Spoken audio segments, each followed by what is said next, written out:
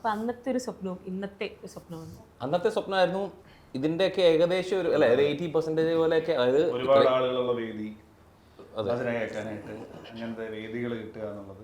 പിന്നെ ഭജനെ നമ്മൾ വേറൊരു രീതിയിൽ തലത്തിലേക്ക് എത്തിക്കണം എന്നുള്ള ആഗ്രഹം അതെന്നും ഉണ്ടായിരുന്നു.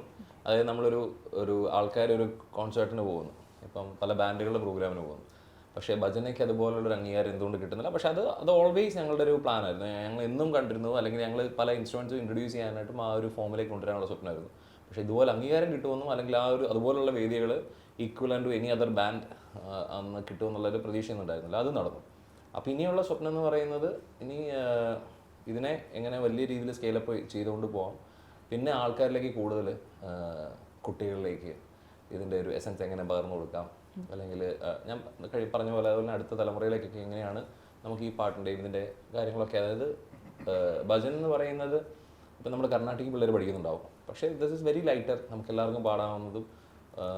ഇത് പാടുന്നത് കൊണ്ട് നമ്മൾ ക്ലാസിക്കൽ പാട്ടുകൾ പഠിക്കുന്നതിനേക്കാൾ ഉപരി കൂടുതൽ ആൾക്കാർ തമ്മിൽ കണക്റ്റഡ് ആവുകയാണ്. ഇപ്പോൾ നമ്മളിപ്പോൾ ഞങ്ങൾ കുട്ടികളായിരുന്ന സമയത്ത് തുടങ്ങിയ പരിപാടികളാണിത്. ഇപ്പോൾ ഞങ്ങളൊക്കെ കണക്റ്റഡ് ആകാനുള്ള റീസൺ എന്ന് പറയുന്നത് ഈ ഒറ്റ കാര്യമാണ്, ഭജൻ ഒരുമിച്ച് പാടിയത്. അപ്പം അതിൻ്റെയൊക്കെ സുഖം എന്താണെന്നും അതിൻ്റെ ഒരു ഭംഗി എന്താണെന്നും അത് കൊണ്ടുണ്ടാകുന്ന ഫ്രണ്ട്ഷിപ്പിലുണ്ടാകുന്ന ഗുണങ്ങൾ എന്താണെന്നും അല്ലെങ്കിൽ നമ്മൾ സൊസൈറ്റിയിൽ അതുണ്ടാകുന്ന എഫക്റ്റ് എന്താണെന്നും ഒക്കെ ആൾക്കാർ എക്സ്പീരിയൻസ് ചെയ്തിട്ട്, അല്ലെങ്കിൽ കുട്ടികളായിരിക്കുന്ന സമയത്താണല്ലോ, അങ്ങനെ അതൊക്കെ ഞങ്ങൾക്ക് ആഗ്രഹമുണ്ട്. പിന്നെ അതല്ലാണ്ട് ഞങ്ങളുടേതായിട്ടുള്ള പ്രൊജക്റ്റുകൾ ഞങ്ങൾ കുറേ ചെയ്യുന്നുണ്ട്, പ്ലാനിലുണ്ട്.